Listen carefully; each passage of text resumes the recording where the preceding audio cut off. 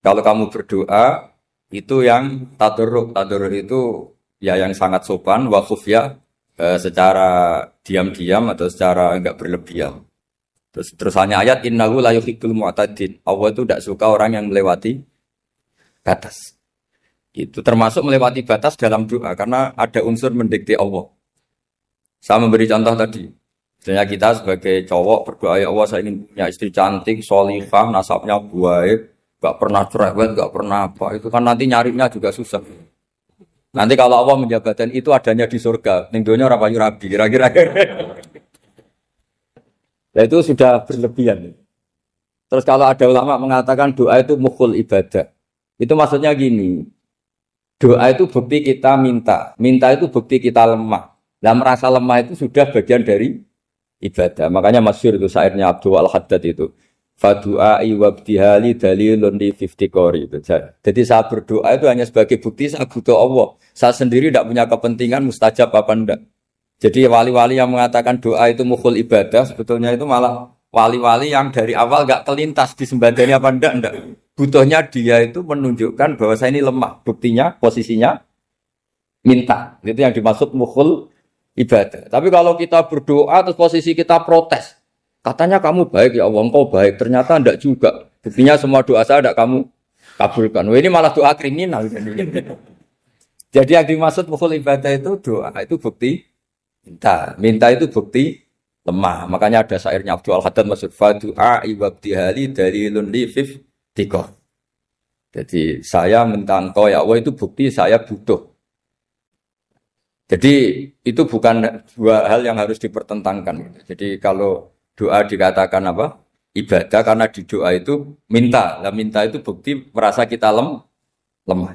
Berarti kita sa'il Allah mas'ul. Kita minta Allah yang kita mintain.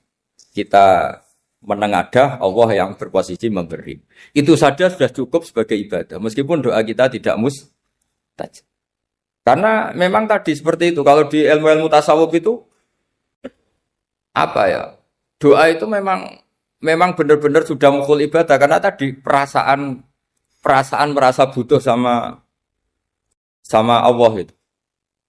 Nah, merasa butuh itu, nah kalau kita berdoa merasa butuh sama yang kita minta, itu dalam ilmu tasawuf sudah kriminal, berarti kamu lebih butuh makhluknya. Misalnya begini ya, saya ingin punya rumah bagus, terus setelah punya rumah kredit saya utangnya banyak.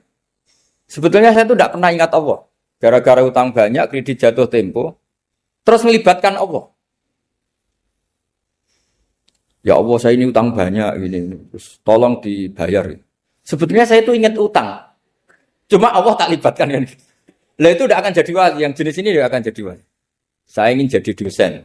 Melibatkan siapa ya nanya? Melibatkan Allah. Terus malam-malam bangun melibatkan Allah.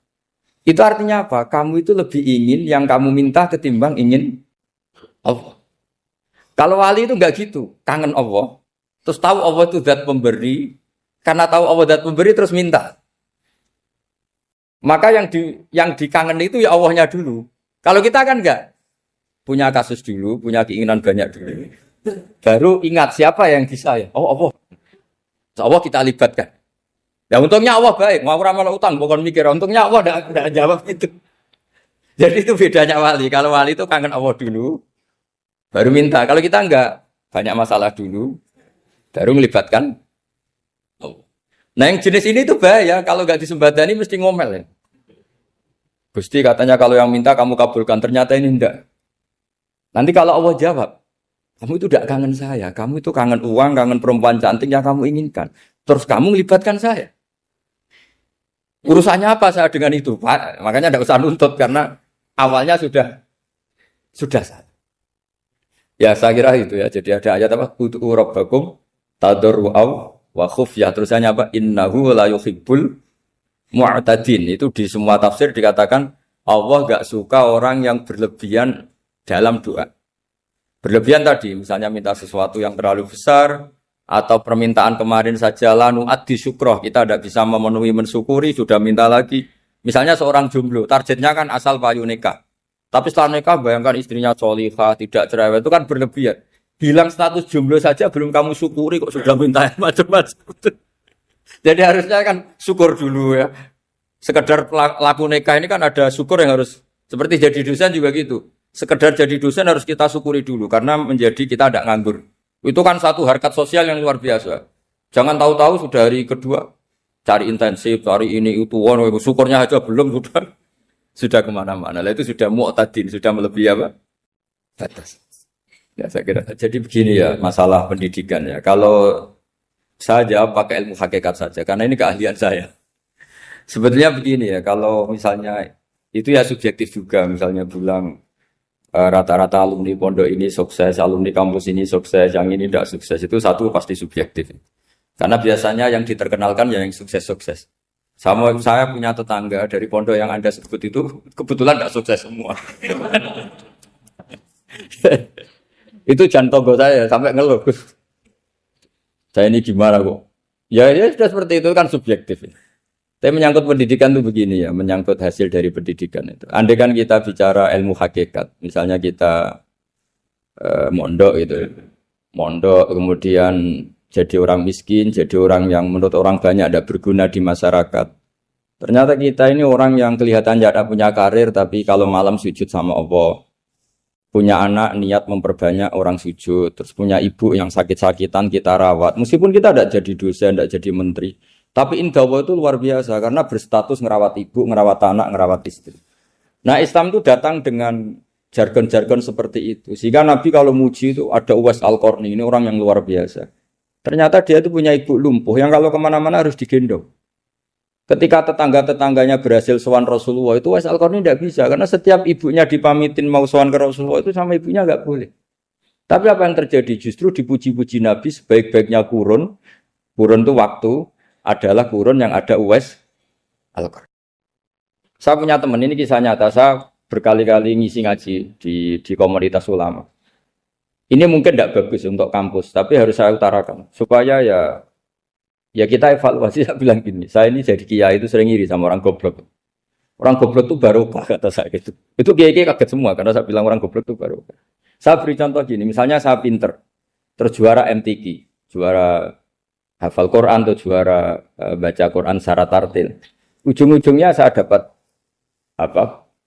hadiah umroh atau apalah, atau hadiah rumah atau apa. Pertanyaannya adalah mendapat. Saya ulang lagi, mendapat. Sementara ada santri yang bodoh, gara-gara bodoh itu dosen UI yang enggak, jadi kiai yang enggak, akhirnya dia jadi pekerja di Korea. Barokahnya bodoh tadi. Karena di Korea melihat orang ateis, akhirnya dia kepikiran bikin masjid. Sebagian gajinya disumbangkan untuk masjid. Ini bodoh pendiri masjid. Tapi kita gara-gara dosen dakwah di masjid, ini pinter dapat uang dari masjid. Nah ini bukan nyindir, ini biasa saja. Ini maksud saya. Maksud saya, kamu jangan ngabaikan hidup. Akhirnya apa yang terjadi? Saya ini punya teman ini betul. Saya ini kan kecelok dulu tuh Gus Alim. Nasib saya di mana-mana dihormati. Kadang saya merasa dosa. Kok dihormati? Saya punya teman, dulu gobloknya minta ampun sekolah, sekelas maksudnya. Gobloknya, soalnya gobloknya disepakati. Sudah. Iya, goblok mujma'alah kira-kira. Singkat cerita, dia itu hidup di pedalaman Kalimantan, sekitar tahun 92. Dulu kan biasalah di dalam hutan itu pasti ada penebangan hutan macam. Dia ada bosnya, yang jelas dia ada bosnya. Saya yakin juga agak kriminal. Karena dia tidak yang illegal logging. Pokoknya ditakdir dia hidup di tengah hutan. Ikut orang. Setelah itu dulu nggak ada HP, sering kirim surat ke saya, Gus, saya ini hidup di tengah hutan, tapi saya ini Muslim pernah mondok, kalau nggak bikin Jumat itu nggak enak, bikinlah dia Jumatan. Nah karena dia pernah ngaji fikih Syafi'i, kalau Jumatan nggak ada orang 40 itu harusnya zuhur tidak Jumatan. Tapi orang yang kerja di situ nggak mau. Wong dino Jumat kok zuhuran loh Pak, kalau dino Jumat ya Jumatan ya. Tanya saya, Gus itu kalau ada kaulnya nggak supaya Jumatan ndak orang 40 sah. Singkat cerita dia lama-lama jadi pendiri masjid di situ. Dia punya sedikit gaji ya dipakai masjid, punya sedikit tanah diwakafkan untuk masjid. Artinya apa? Indah Allah ini banyak orang bodoh, ternyata di komunitasnya dia muassis, pendiri, pemberi. Sementara kita yang kecelok pinter, dapat umroh, dapat bonus. Kira-kira nanti kita ketemu Allah. Kamu pernah nyumbang Islam apa? Yang bodoh jawab, oh nate Gusti bikin masjid di pedalaman. Kita yang pinter. Kayaknya kalau memberi enggak lah Gusti. Reputasinya mendapat. Ketika Nabi memenangkan perang Badar, itu ada Asra Badrin, tawanan-tawanan perang Badar. Nabi suka musyawarah, suka rembukan. Ya Abu Bakrin, menurut kamu tawanan ini diapakan? Kata Abu Bakar, hum asyiratuka. Mereka itu keluarga engkau, orang-orang Quraisy. Ya dibebaskan saja. Pakai tebusan. Nanti uang itu kita kelola supaya jadi penguat Islam. Dan orang-orang ini merasa utang jasa karena harusnya dibunuh, tapi kita bebaskan. Terus tanya, bagaimana kamu ya Umar menurut kamu? Kata Umar, ini kan orang-orang yang dulu ingin bunuh kamu. Yang ingin menghabisi jenengan, ingin dan sudah ngusir jenengan. Ya setelah ketangkap ya dibunuh, kok repot. Apa kata Rasulullah? Rasulullah spontan ngendikan, innama salaka ya Abu Bakrin kama sali Ibrahim. Kamu ibarat kayak Nabi Ibrahim. Izqala faman tabi'ani fa innahu minni wa man asani fa innakal ghafurur rahim. Jadi Nabi Ibrahim itu unik. Melihat umat itu sesyafakoh itu. Syafakoh itu banget sayangnya. Nabi Ibrahim cara berpikir, faman tabi'ani fa innahu minni, orang yang ikut saya ya Allah pasti golongan saya, tentu layak masuk surga. Waman asoni, orang yang mendurhakai saya, fa innakal ghafurur rahim, engkau Maha Pengampun. Bukan yang mendurhakai langsung masuk neraka, enggak, engkau Maha Pengampun. Wa masaluka ya Umar kama salin Nuh, isqala rabbi la tadzar ala ardi minal kafirina dajjara. Umar, kamu mirip Nabi Nuh, inginnya semua orang kafir dihabisin. Ya masyhur kan Nabi Nuh itu enggak ingin ada orang kafir sampai ada banjir tufan. Nah kalau sampean tanya bedanya apa dengan garis keras sekarang? Bedanya ya beda sekali. Kalau Nabi Nuh benci sama orang kafir itu diserahkan yang punya. Sehingga yang punya yaitu Allah yang menghukum dengan banjir bandang. Tapi kalau kita kan kadang kita bertindak sendiri. Jadi potensi disalahkan. Yang jelas dalam hadis-hadis sahih, Nabi Nuh itu tidak bisa mensyafaati karena itu. Ketika diminta ini hadis sahih bukan ada di Bukhari, ada di Muslim. Karena biasanya kalau di kota itu ditanya ini sahih enggak? Untungnya yang tanya kadang enggak paham, ini alhamdulillahnya jadi wah repot. Nabi Nuh itu diantara sebabnya enggak bisa mensyafaati adalah pernah corong Jawa maksudno kaume. Kalau dalam bahasa Arab itu da'a li Zaidin berarti mendoakan positif, kalau da'a la Zaidin mendoakan negatif. Kalau orang Jawa itu ada doa, ada pasot. Nabi Nuh adalah orang yang pernah maksudkan kaumnya. Nah, saya cerita sedikit tentang Nabi Nuh dan Nabi Ibrahim. Nabi Ibrahim dianggap tadi cerminannya Abu Bakar, dianggap niru Ibrahim, cerminannya Umar, dianggap niru Nabi siapa? Nabi Nuh. Lalu kalau sampean tanya, bedanya gimana? Begini logikanya. Kita mengkaji secara akademik begini. Ada ulama besar, namanya Abdul Hasan Asyadzili, itu masyhur di Indonesia menjadi Thariqah Asyadziliyah. Terus ada seorang muridnya minta gini, ya Abdul Hasan Asyadzili, tolong saya dikasih ijazah supaya saya tidak pernah maksiat di bumi ini. Karena saya takut sama Allah, kalau saya maksiat itu merasa tidak nyaman dengan Allah. Abdul Hasan Asyadzili ini malah marah besar. Atuhibbu alla tadhharu maghfiratu.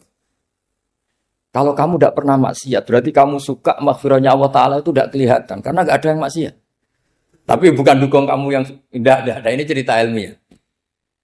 Tapi kalau Sayyid Abdul Al-Haddad, itu kebalikannya.